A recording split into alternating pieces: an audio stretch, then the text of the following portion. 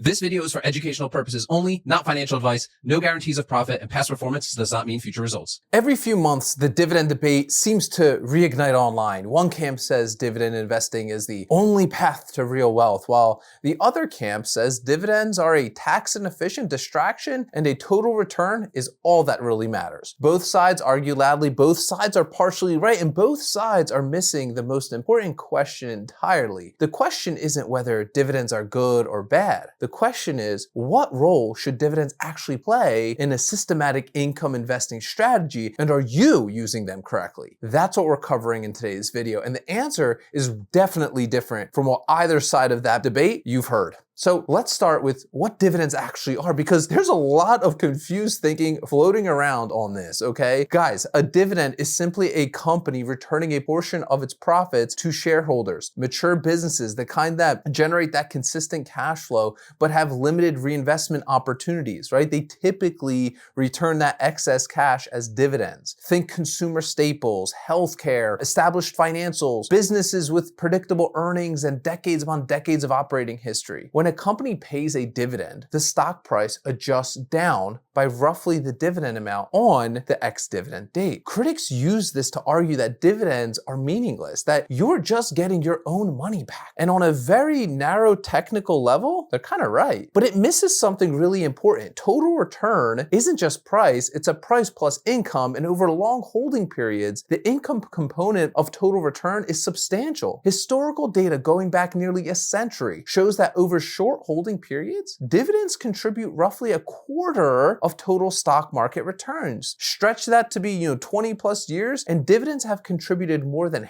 half. The compounding math is the part people truly underestimate. Reinvested dividends buy more shares. Those shares generate more dividends. Those dividends buy more shares. That's a flywheel, and it accelerates over decades in a way that pure price appreciation alone doesn't replicate at all. So dividends aren't irrelevant, but they're also not magic. What they are is one layer of a well-constructed income system, and how you use that layer and what you build around it determines how effective your overall strategy is going to be. So here's the framework that I use, and it's different from literally any dividend investing content I see out there, right? I don't think about dividends in an isolation anymore. I think about income streams, multiple overlapping sources that together create something way more durable than any single stream ever could on its own. In my portfolio, dividends are the floor. The passive layer, SCHD, JEPI, JEPQ, these positions generate quarterly and monthly distributions that arrive regardless whether I'm actively trading and investing or not. I don't have to do anything to collect them. They show up. On top of that floor, I run the options layer, cash secured puts, covered calls on individual stocks.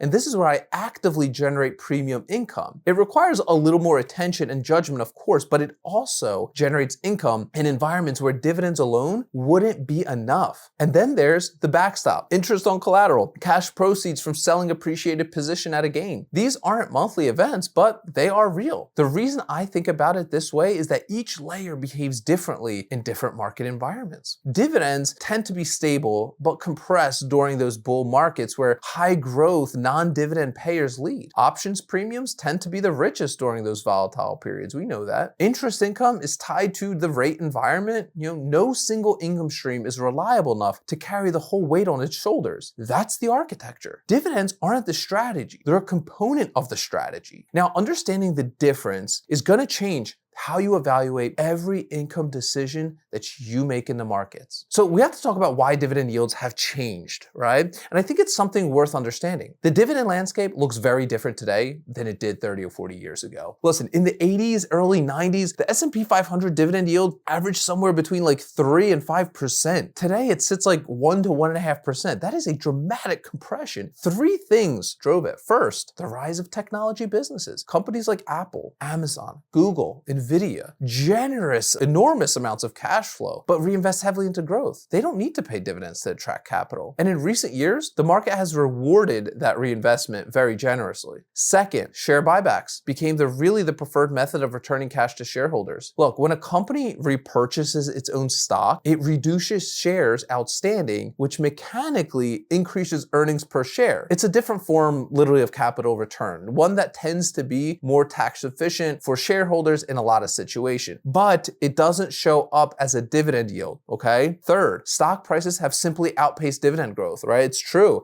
As valuations expanded, the yield, which is just the annual dividend divided by the stock price, compressed even though the underlying dividend payments, they were growing. The practical implication of this, if you're building a dividend-focused income strategy today, you're not gonna replicate the yield that older income investing playbooks describe. You're just not. It doesn't work. You need a more sophisticated approach. Let's talk about the dividend trap. Here's a risk, and it really deserves a lot more attention than it typically gets here online. When yields compress across the market, some investors respond by chasing higher yields in riskier places. And that's where dividend investing can actually hurt you a lot. It's hurt me. A stock yielding 9 or 10% is usually a warning sign, not an opportunity. That's because dividend yield is calculated by dividing the annual dividend by the stock price. When a company's stock price falls sharply, often because, let's say, the market is pricing in deteriorating fundamentals of it, or the yield rises, the yield rises automatically. The dividend hasn't grown. The price has collapsed. What you're often looking at when you see an unusually high yield is a market signal that the dividend is at risk. General Electric was once the staple of dividend portfolios, cut its dividend nearly 70% during the 2008 financial crisis. Look at Walgreens, had over 47 consecutive years of dividend increases before the business deteriorated and the dividend was eventually suspended. These aren't obscure examples. These are companies that millions of income investors trusted. The filter I'd suggest, look at your payout ratio, the percentage of earnings a company is paying out as dividends. Healthy usually is somewhere in the 30 to 60% range. Companies paying 80, 90, 100 or more of their earnings are stretched. One bad quarter and that dividend becomes completely unsustainable. A rising yield combined with a rising payout ratio and a declining revenue is not an income opportunity in my opinion. It's a dividend trap. Look, let's talk about modern income ETFs. The right, the wrong way, the income ETF space has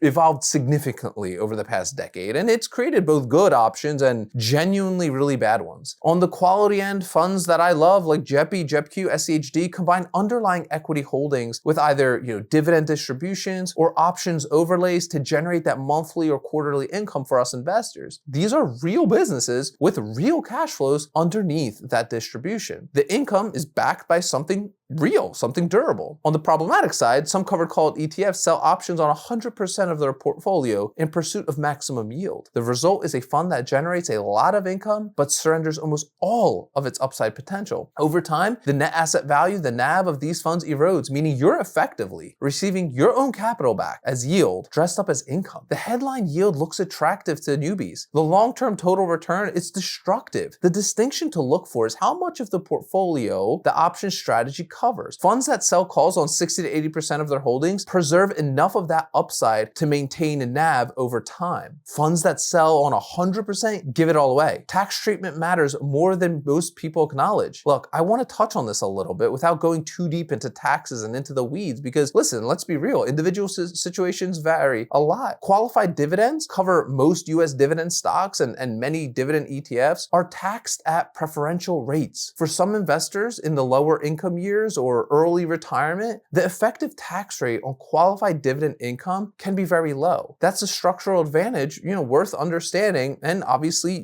planning around. Modern income ETFs that rely heavily on options premium to generate that ordinary income for us rather than qualified dividends, that income is taxed at the higher rate. The headline yield on these funds doesn't account for that at all. Okay, two funds with the same headline yield can deliver meaningfully different tax income or after-tax income depending on how their distributions are actually classified. The account type matters enormously here. Okay, inside a Roth IRA or traditional IRA, the tax characteristic of these distributions is irrelevant. Everything grows tax advantage regardless. Fantastic. For taxable brokerage accounts though, the income tax treatment is a real part of that total return calculation. If you're building an income portfolio, knowing where each position lives, taxable versus tax advantage, it's literally as important as knowing what you're actually owning, okay? So let's talk about the bigger picture. Dividends are not the answer to the income problem. They're one answer, a partial answer that works best when embedded in a broader income strategy. The investors who struggle with dividends tend to fall into